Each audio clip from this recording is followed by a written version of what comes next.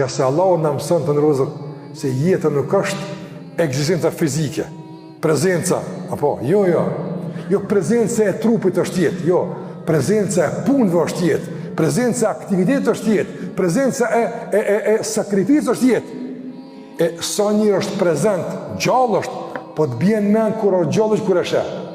Me asë një sen tjetër së ta kujton që o gjallë. Që se shë kur kënë heqë, asë një aktivitet, asë një produktivitet, asë një angazhim, që kë njëri është i gjallë veç në regjistë në komunës. Që atje, se kej që ka ndrënaj, kur des do të me andru certifikatën, dhe dje këna nëzirë certifikata e të lindurve, ta shkuj me nëzirë certifikata e të vdekurve, që ka që dalimi? Fatkecisht, a ka do njerë gjavë, që di a i se ka jetën heq me certifikatën, heq, a i ka veç datë lindjes, a i s'ka datë dekës, s'ka të, nuk ka. Sa djetari përmenë me nësat, janë gjallë mesin tonë, vëllaj përmenë ma shpesh, se nështë shumë për njerëve që i kemi afer.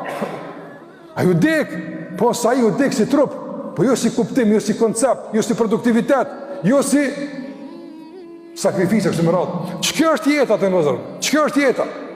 Andaj, agjerimet mësën që nuk e jeta me hongër, po jeta o betej, o luft, o sakrificë për t'ja dalë për matë miren, jeta është fisnikrimi i shpirtit. Që kjo është jeta? Sikur se ka po shahidi.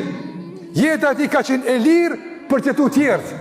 Jeta ati ka qenë e lirë për ta dëbu armiku nga vendi ti që në emën të aso që Allah e ka mësu, sakrifikohet deri në edhe shuar e tjetës ati. Që kjo jetan gjithmonë, që kjo kur zdes.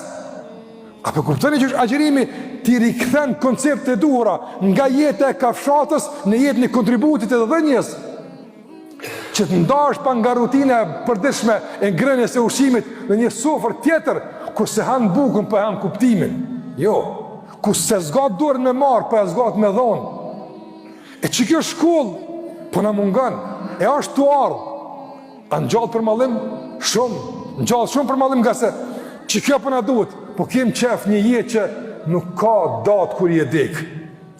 S'ka datë kër je dekë. Gjithë je prezent, gjithë je gjallë në mesin e njerëzve. Me fjallët e tua, me kontributin tëndë, me angazhimin tëndë, në forma të ndryshme dhe në fushat të shumë të jetës.